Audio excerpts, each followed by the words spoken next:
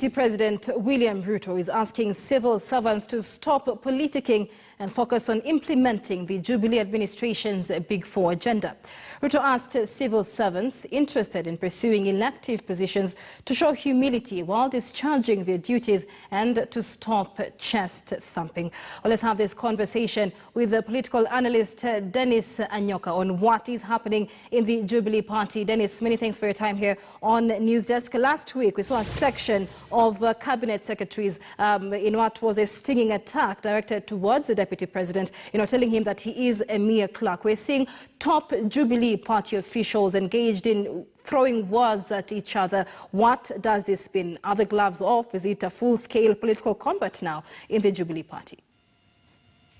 I think what we are witnessing is a situation where a few members within the cabinet and the top leadership in government feel like now they can take positions between the president and the deputy president. It could be as much be said that there is a rift between the president and deputy president politically. But I think they are still working together because they have constitutional mandate to deliver on behalf of the people of Kenya who elected them. They are in government and each of them have constitutional roles to perform. So I don't think that there is a rift in terms of the deliverables, in terms of what their roles are, but it's the political issues that have brought a divide between the president and the deputy president. And what we are witnessing is that there are members who feel like they need to please the president. And they believe that the best way to please the president is by, gloves off, giving statements that appear, if you look at them directly, as derogatory or more demeaning to the deputy president. If you look at the statement that was said over the weekend by one of the cabinet secretaries and calling the deputy president a clerk, that is meant to demean the role and position of the deputy president within the entire administration and within the entire leadership structure, which is quite unfortunate because there is a need to distinguish between William Ruto, the person, and William Ruto, the deputy president. And the role of William Ruto as a deputy president cannot be demeaned. It's constitutional. It's provided for in the constitution. Look at Article 147 of the constitution. It sets out what are the roles. In fact, if you look at the hierarchy and roles of the ministers, the cabinet secretaries, and the deputy president, constitutionally, the deputy president is way superior to that of the cabinet secretary. So the utterances are called for. It's unfortunate, and I think they are misguided in terms of how they will get to be the right, to be in favor by the president. And of course, many have seen that Uhuru-Ruto marriage, as has been termed, go through quite a lot of issues. Ruto's allies have accused the president of letting loose some cabinet secretaries and senior government officials to undermine his deputy. In fact, there are rumors that, the cabinet secretaries who had hit out at the deputy president might have had the blessing of the president. So, going by that and the interviews that have been in the media, what are we looking at, and expecting from a ruling party which has the Big Four agenda to deliver and several other promises that Kenyans are waiting to be delivered? It's quite interesting to see utterances being said and the president quiet when the deputy, his principal assistant, is being undermined.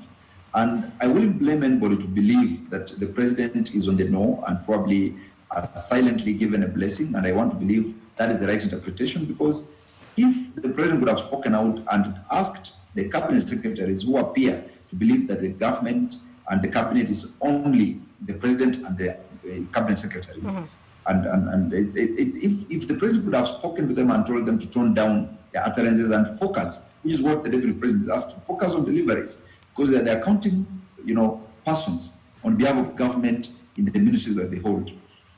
And that is what the deputy president is saying. Without the president getting involved, it could appear then that he is actually aware of the utterances by the cabinet secretaries. He has given them the blessings, and therefore they will go around here and say whatever it is they want to say and undermine the deputy president, which is quite unfortunate. When you see a household divided, and remember, under the constitution, the composition of the cabinet is not the cabinet secretaries and the president alone, but it's the president, the deputy president, the attorney general, and the cabinet secretary. So you have a cabinet that is so divided that they have taken interest, especially the cabinet secretaries who initially, under the constitution and the law, ought to have been technocrats and deliver for the people. When they take a swipe on politics and undermine one of the principal members of the cabinet, then you don't expect the delivery to be done. Remember, we only have about 1.5 years or 1 year, essentially, before this government gets out of office. And the focus should be by the cabinet secretaries on delivering on the areas that they ought to deliver on. Because there was the manifesto, there's a mandate that they have, there's the Big Four agenda, there was initially what the Jubilee administration had plotted to deliver for the people. Now that they are not doing that and they're getting involved in politics, and not just politics for their own interest, but they are more of now the soldiers for the president. They want to behave as if the president is under siege and it requires to be protected by anybody else. So those are the challenges, and I do not think that such a cabinet or such a government would deliver meaningfully to the people. And we keep hearing, either side saying, let's focus on development, let's focus on the Big Four agenda. But then at the end of the day, we're seeing a lot of politicking happening. This is undoubtedly because of the 2022 State House succession race. I mean, we've seen, Keriako Tobiko, Fred Matiang'i, and, a section of other cabinet secretaries bash the deputy president for hosting delegations at his current residence. And that is ostensibly to marshal numbers ahead of the 2022 State House succession race. But in an interview on Sunday night, a live interview, we had the deputy president there saying if the Jubilee party was, to, give him the flag, if he was to be the flag bearer, he would go to the president and ask for his blessing, and he is sure the president would give him his blessing. I mean, what is it to say between the relationship with these two? Is it, something that is being created politically, or is it really a relationship in tatters? So I lost a bit at some point. Maybe you can repeat that last bit of what you asked, because I lost it. Let's talk about the relationship between the deputy president and the President Uhuru Kenyatta, and leave out the cabinet and those who support them. The deputy president, in an interview on Sunday night, said if Jubilee party was to give him that flag, was to give him to make him the flag bearer, he would ask for the blessing of President Uhuru Kenyatta. I mean, those, that alone coming from the deputy president, what does that say about their relationship? You see, the Deputy President William Ruto and the President have been long-term friends. They didn't start their relationship yesterday. They have been friends before. They have worked in parties together. They were in KANU together at one point. They worked, one was in, the President was in KANU and William Ruto was in ODM then, but they worked together when it came to the question of a referendum, the Constitution, if you can follow that history.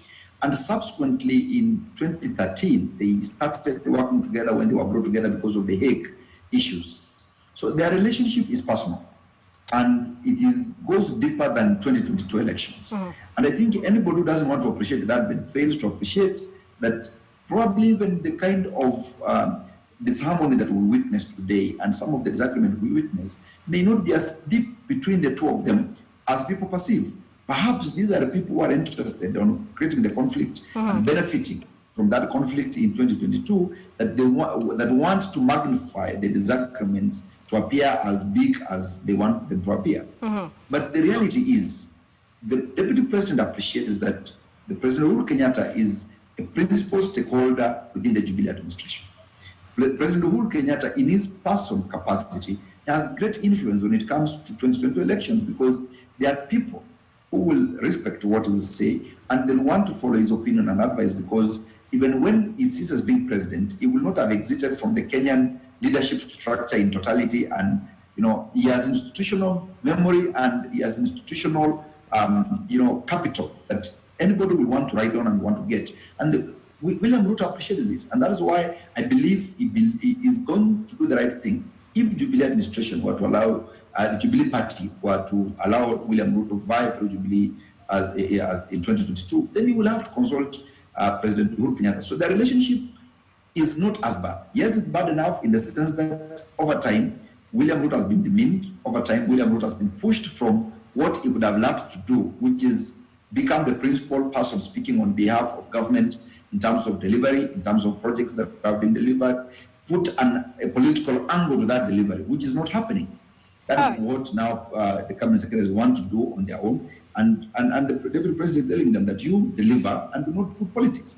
But you realize that William Ruto is a politician, and the law does not stop him from putting some level of politics when it involves government deliveries, because we want to take credit in 2022. That has become a problem. But it does not totally destroy the fabric between William Ruto and Uhuru Kenyatta. And again, we need to appreciate one thing in politics, that enmity is not permanent. There are no permanent enemies or friends in politics. Today, we might think that probably Uhuru Kenyatta and William Ruto have become political sworn enemies. They may not work together, and you'll be surprised probably by the time we get 2022, the relationship would have improved. Right. And they would be working together to some level. And it is something that is totally acceptable and something that is expected.